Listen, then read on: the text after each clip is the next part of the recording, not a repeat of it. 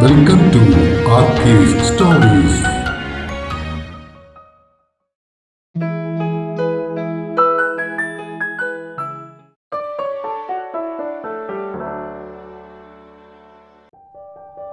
ഇനിയും ഈ വഴിയെ 48.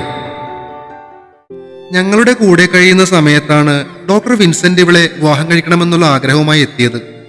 ഒരു വർഷക്കാലത്തോളം തന്നെ പരിചരിച്ച ഡോക്ടറെ അവൾക്കും ഇഷ്ടമായിരുന്നു. പക്ഷേ എന്തെങ്കിലും ഒരിക്കൽ അവൾക്ക് ഓർമ്മ തിരിച്ചു കിട്ടിയാലോ എന്നോർത്ത് ഡോക്ടറോട് കാത്തിരിക്കാനാണ് ഞങ്ങൾ പറഞ്ഞത്. 4 വർഷം കാത്തിരുന്നിട്ടും ഇവളെ അന്വേഷിച്ചാരും വരാതിരിക്കുകയും ഇവൾക്ക് ഓർമ്മ തിരികെ കിട്ടാതെ വരികയും ചെയ്തതോടെ ഇവരുടെ വിവാഹത്തിന് മദർ സുപ്പീരിയർ അനുമതി നൽകി. അങ്ങനെ കഴിഞ്ഞ വർഷം വിവാഹം കഴിഞ്ഞവർ അവിടെ തന്നെ താമസിക്കുകയും ചെയ്തു. പക്ഷേ കഴിഞ്ഞ മാസം ഉണ്ടായ ഒരു ആക്സിഡന്റ് അത് ദൈവകൃപയാൽ സംഭവിച്ചതാണെന്ന് ഞങ്ങൾ പറയൂ. കാരണം ആ അപകടത്തിന് ശേഷം ബോധം തെളിയുമ്പോൾ നഷ്ടപ്പെട്ടുപോയ ഓർമ്മ ഇവൾക്ക് തിരികെ കിട്ടിയിരുന്നു. ഓർമ്മകൾ നഷ്ടപ്പെട്ട് ജീവിച്ച ആ 5 വർഷത്തെ കാര്യങ്ങൾ ഇവൾ മറന്നുപോയിട്ടുണ്ടാകുമെന്ന് ഭയപ്പെട്ട ഞങ്ങൾക്കും വിൻസെന്റിനും ആശ്വാസം നൽകിക്കൊണ്ട് അവൾ ഞങ്ങളെല്ലാം തിരിച്ചറിഞ്ഞു. അവൾ ആദ്യം ആവശ്യപ്പെട്ടതും അച്ഛനെ വിളിക്കാനായിരുന്നു. പക്ഷേ ആരുടെയും മൊബൈൽ നമ്പറുകൾ അവളുടെ ഓർമ്മയിൽ ഉണ്ടായിരുന്നില്ല. പിന്നീട് പാലക്കാടുള്ള ഞങ്ങളുടെ ഓഫീസ് വഴിയാണ് ഇവരുടെ വീട് കണ്ടുപിടിച്ചതും അച്ഛനെ വിവരമറിയിച്ചതും. സിസ്റ്റർ ആഗ്നസ് പറഞ്ഞു നിർത്തിയപ്പോൾ മഹി ചെറിയച്ഛനെ നോക്കി. അവന്റെ നോട്ടത്തിന്റെ അർത്ഥം മനസ്സിലാക്കിയതുപോലെ ചെറിയച്ഛൻ പറഞ്ഞു, തൽക്കാലം ആരെയും അറിയിക്കണ്ടെന്ന് പറഞ്ഞതുകൊണ്ടാ നിങ്ങൾ ആരെയും അറിയിക്കാതെ ഞങ്ങൾ പോയത്. പക്ഷേ അവിടെ ചെന്ന് എന്റെ മോൾ അനുഭവിച്ച കാര്യങ്ങൾ കേട്ടപ്പോൾ തകർന്നു പോയടാ ഞാൻ. ചെറിയച്ഛൻ വീണ്ടും വെങ്ങിപ്പൊട്ടി. അച്ഛാ. ഈത്തു കൈയെത്തിച്ച് അച്ഛനെ ആശ്വസിപ്പിക്കാൻ ശ്രമിച്ചു. ഡോക്ടർ വിൻസെന്റ് എഴുന്നേറ്റ് അവളുടെ അടുത്തേക്ക് വന്നു. വീൽ ചെയറിനോട് ചേർന്ന് നിന്ന അയാളുടെ ദേഹത്തേക്ക് മുഖമമർത്തിക്കൊണ്ട് അവൾ വിതുമ്പി. അവളുടെ തലമുടികളിൽ തലോടിക്കൊണ്ട് അയാൾ അവളെ ആശ്വസിപ്പിക്കാൻ ശ്രമിച്ചു. എന്നിട്ട് ഇവളെന്താ ഇപ്പോഴും വീൽ ചെയറിൽ? മഹിയുടെ ചോദ്യം അവരുടെ കരച്ചിലുകൾക്കും മുകളിൽ ഉയർന്നു. അത് കഴിഞ്ഞ മാസം സംഭവിച്ച ആക്സിഡന്റിൽ പറ്റിയതാണ്. കാലുകൾക്ക് രണ്ടിനും നല്ല ഫ്രാക്ചർ ഉള്ളതുകൊണ്ട് വീൽ ചെയർ ഉപയോഗിച്ചു എന്നേ ഉള്ളൂ. 1 മാസം കൂടി ഇതുപോലെ വേണ്ടിവരും. അത് കഴിഞ്ഞാൽ പിന്നെ 1 മാസം വാക്കർ ഉപയോഗിച്ച് നടക്കാം. എന്നിട്ട് പ്ലാസ്റ്റർ മാറ്റൂ. വിൻസെന്റ് പറഞ്ഞത് കേട്ട് ആശ്വാസത്തിൻ്റെതായൊരു നെടുവീർപ്പ് മഹിയിൽ നിന്നും ഉയർന്നു. എന്തായാലും വേറെ കുഴപ്പമൊന്നും പറ്റിയില്ലല്ലോടാ. ഇപ്പോഴാ ഒരു സമാധാനമായത്. ഈത്തുവിന്റെ കവളിൽ കൊഞ്ചിച്ചുകൊണ്ട് അവൻ പറഞ്ഞു.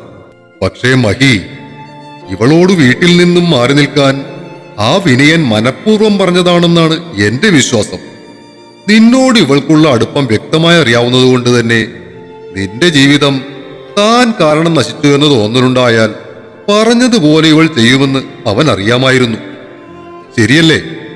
നിനക്കെന്ത് തോന്നുന്നു? ചെറിയച്ഛന്റെ ചോദ്യത്തിനു മുന്നിൽ മഹി നിശബ്ദനായി. ഈത്തുവിനെ കാണാതായതിനു ശേഷം അവളെപ്പറ്റി പല കാര്യങ്ങളും പറഞ്ഞിട്ടുണ്ടെങ്കിലും താനാണ് അവളോട് വീട് വിട്ടിറങ്ങിപ്പോരാൻ പറഞ്ഞതെന്ന കാര്യം വിനയൻ ഒരിക്കൽ പോലും പറഞ്ഞിട്ടില്ലല്ലോ എന്നവൻ അപ്പോഴാണ് ഓർത്തത്. ഉള്ളിൽ വീണ സംശയത്തിന്റെ നെരിപ്പോട് ആളിപ്പടരാൻ അധികം സമയമെടുത്തില്ല. അത് മാത്രമല്ലടാ, വീട്ടിൽ നിന്നിറങ്ങിപ്പോയ ദിവസം ഇവൾ ഗുജറാത്തിലേക്കാണ് പോകുന്നത് എന്നറിഞ്ഞ വിനയൻ ഗുജറാത്തിലുള്ള ഇവളുടെ കൂട്ടുകാരിയുടെ പേര് ചോദിച്ചായിരുന്നു. ഗുജറാത്തിലേക്ക് വരുന്ന കാര്യം ഇവൾ ആ കുട്ടിയെ വിളിച്ച് സംസാരിക്കുകയും ചെയ്തതാണ്. പക്ഷെ അന്ന് ഗുജറാത്തിൽ വെച്ച് ഇവൾ ആക്രമിക്കപ്പെട്ട ദിവസം തന്നെ ആ കുട്ടിയുടെ ഫോണിലേക്ക് ഇവരുടെ ഫോണിൽ നിന്നും ഒരു മെസ്സേജും കിട്ടിയിരുന്നത്രേ, ഗുജറാത്തിലേക്ക് വരുന്നില്ലെന്നും പറഞ്ഞുകൊണ്ട്. അതും കൂടി കേട്ടതോടെ മഹിയുടെ മുഖം മുറുകി. അതിന്റെ അർത്ഥമെന്താ മഹി? ഗുജറാത്തിൽ വെച്ച് ഇവൾ ആക്രമിക്കപ്പെട്ടതിന് പിറകിലും അവൻ തന്നെയാണെന്നല്ലേ? അതിനവൻ മറുപടി പറഞ്ഞില്ലെങ്കിലും അവന്റെ ചുവന്നു കലങ്ങിയ കണ്ണുകൾ ഉള്ളിൽ നിറഞ്ഞ ക്ഷോഭം വിളിച്ചറിയിച്ചു. അവൻ വിൻസെന്റിനോട് പറഞ്ഞു, അളിയാ, നിങ്ങൾ ഇരിക്കും, ഞാനിപ്പോ വരാം കേട്ടോ. ഈത്തുവിന്റെ മുടിയിഴകളിൽ ഒന്ന് ചിക്കിയ ശേഷം അവൻ മൊബൈലും എടുത്ത് പുറത്തേക്കിറങ്ങി. ഫോണിൽ സൈമണെ വിളിക്കുമ്പോൾ അവന്റെ ഉള്ളം പുകയുകയായിരുന്നു. 2 റിങ്ങിനു ശേഷം അപ്പുറത്ത് ഫോൺ എടുത്തതും അവൻ ചോദിച്ചു, എടാ സൈമ, നീ ഇപ്പൊ എവിടെയാ ഉള്ളത്? ഞാൻ റിസപ്ഷൻ ഹാളിൽ ബൊഫേക്ക് വേണ്ടി ക്യൂ നിൽക്കുന്നു. എന്താടാ, നീ ഇതുവരോടൊന്ന് പോന്നില്ലേ? എടാ, ഒരു ചെറിയ പ്രശ്നമുണ്ട്. നീ അവിടുന്ന് ഏതെങ്കിലും ഒരു വണ്ടി വിളിച്ച് വേഗം കൈതാരത്തേക്ക് വരണം. എന്താടാ പ്രശ്നം? ആ കൊച്ചിന് പനി കൂടിയോ? ഏയ്, അതൊന്നുമല്ല. മിക്കവാറും ഒരു ചെറിയ പണിയുണ്ടാകും. നീ വേഗം പോരെ. പണിയാണോ? എങ്കിൽ എപ്പോ പോന്നെന്ന് ചോദിച്ചാ പോരെ. പക്ഷെ പണി കഴിയുമ്പോ എനിക്ക് തിന്നാൻ എന്തെങ്കിലും വാങ്ങിത്തരണം. നല്ലൊരു ചാപ്പാട് ഉപേക്ഷിച്ചിട്ടാ വരുന്നേ. നീ ചുമ്മാ നിന്ന് വരകാതെ വേഗം പോരാ നോക്ക്. മഹി കോൾ കട്ട് ചെയ്ത ശേഷം അകത്തേക്ക് കയറി. അവൻ ചെറിയച്ഛന്റെ അടുത്തേക്ക് ചെന്നിട്ട് പറഞ്ഞു, ചെറിയച്ച, ഞാനൊന്ന് കൈതാരത്ത് വരെ പോയിട്ട് വരാം. അങ്ങേരിപ്പോ അവിടെയുണ്ട്.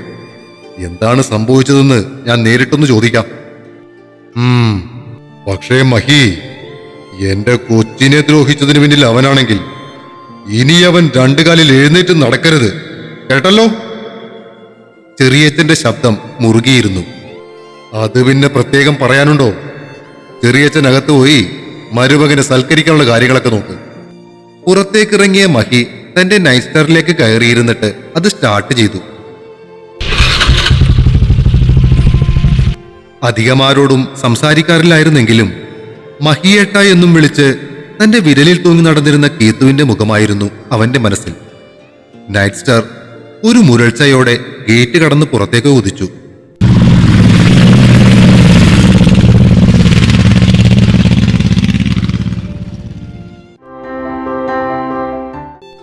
ക്ഷീണം കാരണം മയങ്ങിക്കിടക്കുകയായിരുന്ന ആൽബിക്കുട്ടൻ ഞരങ്ങിക്കൊണ്ട് തിരിഞ്ഞു കിടന്നപ്പോൾ മാറിപ്പോയ പുതപ്പ് നേരെ വലിച്ചിട്ട ശേഷം മൊബൈലിൽ നോക്കിക്കൊണ്ടിരിക്കുകയായിരുന്ന ആമിയ വാതിൽക്കൽ ഒരു കാൽപെരുമാറ്റം കേട്ട് മുഖമുയർത്തി. വാതിലിനരികെ നിന്നിരുന്ന വിനയനെ കണ്ട് അവൾ കട്ടിൽ നിന്നും എഴുന്നേറ്റു. മോൻ ഉറങ്ങിയോ? മരുന്നിന്റെ എഫക്റ്റ് കൂടി ഉള്ളതുകൊണ്ട് കിടന്ന ഉടനെ ആൾ ഉറങ്ങിപ്പോയി. അവളുടെ മറുപടി കേട്ട വിനയൻ അകത്തേക്ക് കടന്ന് കട്ടിലിനരികിൽ ചെന്ന് ആൽബിക്കുട്ടന്റെ നെറ്റിയിൽ തൊട്ടുനോക്കി. ചൂട് കുറഞ്ഞിട്ടുണ്ട്, കിടക്കട്ടെ. എഴുന്നേൽക്കുമ്പോൾ കഞ്ഞി മാത്രം കൊടുത്താൽ മതി. ആമിയയോട് എനിക്കൊരു കാര്യം സംസാരിക്കാനുണ്ടായിരുന്നു. സംസാരത്തിന് തുടക്കമിടാൻ ബന്ധപ്പെടുന്ന വിനയനെ അവൾ സംശയം നിറഞ്ഞ കണ്ണുകളോടെ നോക്കി. മഹിയുടെ അമ്മമ്മ എന്നോടൊരു കാര്യം പറഞ്ഞായിരുന്നു. അത് കേട്ടതും അവൻ പറയാൻ പോകുന്ന കാര്യം എന്തെന്ന് മനസ്സിലാക്കിയതിന്റെ അസ്വസ്ഥത അവളുടെ മുഖത്ത് തെളിഞ്ഞു. അവൾ നിശബ്ദയായി കട്ടിലിന്റെ തലക്കിലുള്ള ചാരിൽ വിരലുകൊണ്ട് കോറി. വിനയൻ കട്ടിലിനടുത്ത് കിടന്നിരുന്ന കസേരയിലേക്കിരുന്നു. മോനൂട്ടിനു വേണ്ടി നമ്മൾ തമ്മിൽ വിവാഹം കഴിക്കുന്നതാണ് നല്ലതെന്നാണ് അമ്മമ്മയുടെ അഭിപ്രായം. അത് ശരിയാകില്ല. മുഖമുയർത്താതെ എടുത്തടിച്ചുള്ള ആ മറുപടിയിൽ വിനയൻ ആദ്യമൊന്നു പകച്ചെങ്കിലും ക്രമേണ അതൊരു പുഞ്ചിരിയായി പരിണമിച്ചു. അനിയത്തിയുടെ ഭർത്താവിനെ സ്വന്തം ഭർത്താവായി കാണാൻ പെട്ടെന്ന് ആർക്കും കഴിഞ്ഞെന്ന് വരില്ല. അതുപോലെ തന്നെയാണ് തിരിച്ചും. അമ്മമ്മ പറഞ്ഞത് കേട്ടപ്പോൾ ആദ്യം എന്റെ മനസ്സിലും ഇതേ അവസ്ഥ തന്നെയായിരുന്നു. പക്ഷെ കൂടുതൽ ചിന്തിച്ചപ്പോൾ മോനു വേണ്ടി അത്തരമൊരു തീരുമാനമെടുക്കുന്നതായിരിക്കും നല്ലതെന്ന് എനിക്കും തോന്നി. അതുകൊണ്ടാണ് അക്കാര്യം ആമിയോട് നേരിട്ട് സംസാരിക്കാം എന്ന് കരുതിയത്. ആബിയുടെ കാര്യത്തിൽ വിനയൻ പറഞ്ഞത് ശരിയായിരിക്കും. പക്ഷെ അതിനുവേണ്ടി ഒരു വിവാഹത്തിന് എനിക്ക് താല്പര്യമില്ല. അല്ലാതെ തന്നെ അവന് വേണ്ടി നമുക്ക് ഒരുമിച്ച് നിന്നുകൂടെ? മഹി മറ്റൊരു കാര്യം എന്നോട് പറഞ്ഞിരുന്നു. ബാംഗ്ലൂരിലുള്ള കമ്പനിയിൽ HR ഹെഡിന്റെ വേക്കൻസിയിൽ വിനയനെ അപ്പോയിന്റ് ചെയ്താൽ വിനയന് ഞങ്ങളോടൊപ്പം അവിടെ താമസിക്കാമല്ലോ. അങ്ങനെയാകുമ്പോൾ ആബിക്ക് അവന്റെ അച്ഛനോടൊപ്പം കഴിയാനും സാധിക്കും. അത് ശരിയാകില്ല. ഒന്നാമത് IT ഫീൽഡിൽ എനിക്കൊരു എക്സ്പീരിയൻസും ഇല്ല. HR വേക്കൻസി ആണെങ്കിലും യാതൊരു പരിചയമില്ലാത്ത ഫീൽഡിൽ വർക്ക് ചെയ്താൽ അത് ശരിയാകില്ല. അത് മാത്രമല്ല, ഇപ്പോഴുള്ള ജോലി ഞാൻ ഏറെ ഇഷ്ടപ്പെടുന്ന ഒന്നാണ്. അവന്റെ ആ മറുപടിക്ക് മുന്നിൽ ഇനി എന്തു പറയണമെന്ന ആലോചനയിൽ ആമിയ നിശബ്ദയായി. ആമിയെ ഇനി മറ്റൊരു വിവാഹം കഴിച്ചെന്ന് വിചാരിക്കൂ. ആ ആൾക്ക് ആബിയെ സ്വന്തം മകനെ പോലെ കാണാൻ സാധിക്കുമോ? ഒരു വിവാഹ ജീവിതം ഞാൻ ആഗ്രഹിക്കുന്നില്ല വിനയൻ. അതൊക്കെ പറയാൻ എളുപ്പമാ ആമി. കുറെ കൂടി കഴിയുമ്പോൾ ഒറ്റയ്ക്കുള്ള ഈ ജീവിതമൊക്കെ മടുത്തുപോകും. അന്നേരം എന്റെ മകൻ തനിക്കൊരു ബാധ്യതയാകാൻ പാടില്ല. ആ വാക്കുകൾ നൽകിയ പിടച്ചിലിൽ അവൾ മുഖമുയർത്തി. ആബി എനിക്കൊരു ബാധ്യതയാകുമെന്നോ? അവളുടെ ശബ്ദം ക്രമാതീതമായി ഉയർന്നു. പ്രസവിച്ചതല്ലെങ്കിലും അവൻ എനിക്ക് എന്റെ സ്വന്തം മകനെ പോലെയാ, അറിയൂ നിങ്ങൾക്ക്? അവളുടെ ശബ്ദമുയർന്നപ്പോൾ ഉറക്കത്തിലായിരുന്ന ആൽബിക്കുട്ടൻ മെല്ലെ ഒന്നനങ്ങി. അത് കണ്ടതും ആമിയയുടെ മുഖത്ത് വേവലാതി നിറഞ്ഞു. ആമിയ എന്തൊക്കെയായാലും എന്റെ മകന്റെ ഭാവി വെച്ച് കളിക്കാൻ ഞാൻ ഒരുക്കമല്ല. വിനയൻ പറഞ്ഞു വരുന്നത് എന്താണെന്നറിയാനുള്ള ആകാംക്ഷയോടെ അവൾ അവന് നേരെ തിരിഞ്ഞു. മോനെ എന്റെ ജോലിസ്ഥലത്തേക്ക് കൊണ്ടുപോയാലോ എന്നാ ഞാൻ ആലോചിക്കുന്നത്. ഉള്ളിലെ നടുക്കം അവളുടെ കണ്ണുകളിൽ മിന്നി. വിനയന്റെ ആ ആഗ്രഹത്തെ എതിർക്കാൻ അവൾക്ക് കൂടുതൽ ആലോചിക്കേണ്ടി വന്നില്ല. പറ്റില്ല, ഞാനതിന് സമ്മതിക്കില്ല. അവനും എന്നെ പിരിഞ്ഞു നിൽക്കില്ല. അറിയാം, അതുകൊണ്ടാണല്ലോ വിവാഹമെന്നൊരു ആശയം ഞാൻ മുന്നോട്ട് വെച്ചത്. പക്ഷേ തനിക്ക് അതിന് സമ്മതമല്ല. പിന്നൊരു കാര്യം ചെയ്യാൻ പറ്റും. മോൻ എല്ലാ കാലത്തും തന്റെ ഒപ്പം ഉണ്ടാകുകയും ചെയ്യും. അതിനുവേണ്ടി തനിക്ക് എന്നെ വിവാഹം കഴിക്കേണ്ട ആവശ്യവുമില്ല. ആമിയയുടെ പുരികങ്ങൾ ചൊളിഞ്ഞു. അവളയാളെ ചൂഴ്ന്നു നോക്കി. അവളുടെ ആ നോട്ടം നേരിടാതെ വിനയൻ പുറത്തേക്ക് നോക്കി വിളിച്ചു, സതീശ. കയ്യിലൊരു ഫയലുമായി യാതൊരു കൂസലും കൂടാതെ ഒരാൾ മുറിക്കകത്തേക്ക് കടന്നു വന്നു. അപരിചിതനായ ഒരാൾ ബെഡ്റൂമിലേക്ക് കടന്നു വന്നത് കണ്ട് ആമിയെ പരിഭ്രാന്തിയോടെ രക്ഷപ്പെടാനൊരു പഴുതു തേടി ചുറ്റിനും നോക്കി. ഇത് സതീശൻ, എന്റെ സുഹൃത്താണ്, മാത്രമല്ല വക്കീലും. വിനയൻ സതീശന് നേർക്ക് കൈനീട്ടി. അയാൾ കയ്യിലിരുന്ന ഫയൽ അവനെ ഏൽപ്പിച്ചു. വിനയൻ ആ ഫയലിനകത്തു നിന്നും മുദ്രക്കടലാസുകൾ അടങ്ങിയ ഒരു കെട്ട് പേപ്പർ വെളിയിലേക്കെടുത്തു. ഇപ്പോൾ തന്റെ പേരിലുള്ള ആ കമ്പനിയുടെയും അതുകൂടാതെ തന്റെ അപ്പച്ചന്റെ സ്വത്തുക്കളുടെയും പകുതി എന്റെ പേർക്ക് എഴുതിക്കൊണ്ടുള്ള ഇഷ്ടദാന ഉടമ്പടിയാണ് ഇതിൽ എഴുതിയിരിക്കുന്നത്. ഇതിൽ താൻ ഒപ്പുവെച്ചാൽ പിന്നെ ഞാൻ ഒരു പ്രശ്നത്തിനും വരില്ല. തനിക്ക് മോനോടൊപ്പം എക്കാലത്തും സുഖമായി കഴിയുകയും ചെയ്യാം. എന്തു പറയുന്നു? വിനയൻ ആ കടലാസ് കെട്ടുകൾ അവൾക്ക് നേരെ നീട്ടി. ശരിക്ക് വായിച്ചു നോക്കിയിട്ട് ഒപ്പുവെച്ചാൽ മതി. പിന്നൊരു കാര്യം, ഞാൻ ഇത്തരത്തിലൊരു പേപ്പർ തന്നു, തന്നോട് ഒപ്പിടാൻ പറഞ്ഞു എന്ന് വേറെ ആരെങ്കിലും അറിഞ്ഞാൽ അത് തനിക്ക് തന്നെയാകും ദോഷം ചെയ്യുക. തന്റെ അപ്പച്ചനും ആ മാനേജരും ചേർന്ന് എന്നെ ഉപദ്രവിച്ച കാര്യങ്ങൾ മുഴുവൻ ബാംഗ്ലൂരിൽ എല്ലാവരും അറിയും. അത് മാത്രമല്ല, ഷിനി ആത്മഹത്യ ചെയ്തതിന് പിന്നിൽ അവരുടെ അപ്പച്ചന്റെ മാനസിക പീഡനമായിരുന്നു എന്ന് ലോകമറിഞ്ഞാലുള്ള കാര്യം കൂടി ഒന്ന് ആലോചിക്കുന്നത് നന്നായിരിക്കും. ഇറങ്ങിപ്പോടാ.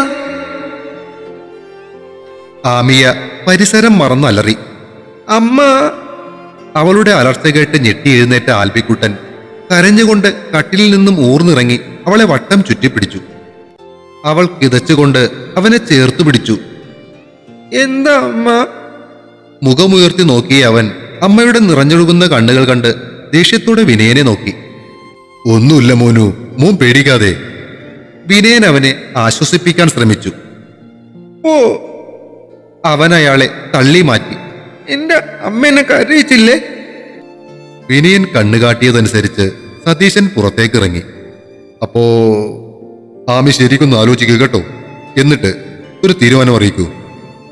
പുറത്തേക്കിറങ്ങിയ സതീശൻ ആരുടെയോ ചവിട്ടുകൊണ്ടെന്ന പോലെ ഒരു നിലവിളിയോടെ തുറന്നു കിടന്നിരുന്ന വാതിലിൽ കൂടി അവർക്കിടയിലേക്ക് തെറിച്ചു വീണു. പകച്ചു നിന്ന അവർക്ക് മുന്നിലേക്ക് പുറത്തുനിന്നും സൈമണും മഹിയും കയറി വന്നു.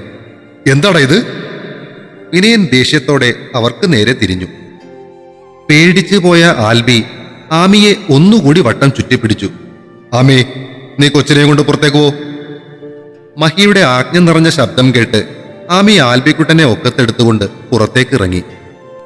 നിലത്തുനിന്നും ചാടി എഴുന്നേൽക്കാൻ ശ്രമിച്ച സതീശൻ സൈമന്റെ ചവിട്ടുകൊണ്ട് വീണ്ടും താഴേക്ക് വീണു. എടാ! സൈമനെ തടയാൻ മുന്നോട്ട് കുതിച്ച വിനയൻ മുഖമടച്ചുള്ള അടിയേറ്റ് കറങ്ങിത്തിരിഞ്ഞ് സതീശന്റെ അടുത്തേക്ക് വീണു. കവിൾ പൊത്തിക്കൊണ്ട് വിനയൻ മഹിയെ തുറിച്ചു നോക്കി. നീ എന്നെ തല്ലി അല്ലടാ? ചാടി എഴുന്നേറ്റ വിനയനെ കോളറിൽ പിടിച്ചു പൊക്കി മഹി ചുമരിലേക്ക് ചേർത്തൊട്ടിച്ചു. മുട്ടുകാലിന് മർമ്മത്ത് തൊഴിയേറ്റ വിനയൻ താഴേക്ക് ചുരുണ്ടുകൂടിപ്പോയി. വാതിൽ കടന്ന് ആമ്പൽ കൂടി മുറിക്കകത്തേക്ക് കയറി വന്നു. സൈമൺ ചെന്ന് വാതിലടച്ചു. വിനയൻ കണ്ണുകളുയർത്തി മൂന്നുപേരെയും നോക്കി. അടഞ്ഞ വാതിലിന് പുറത്ത് ആൽബിക്കുട്ടനെയും ചേർത്തു പിടിച്ച് എന്തു വേണമെന്നറിയാതെ ആമിയെ പകച്ചു നിന്നു. തുടരും. ഇനിയും ഈ വഴിയെ അടുത്ത ഭാഗം ഉടൻ പ്രതീക്ഷിക്കുക. സബ്സ്ക്രൈബ് ചെയ്യാത്തവർ ദയവായി സബ്സ്ക്രൈബ് ചെയ്യണേ. അഭിപ്രായങ്ങൾ പറയുന്നതിനൊപ്പം ഷെയറുകളും ലൈക്കുകളും ചെയ്ത് സപ്പോർട്ടുമായി കൂടെ ഉണ്ടാകണേ.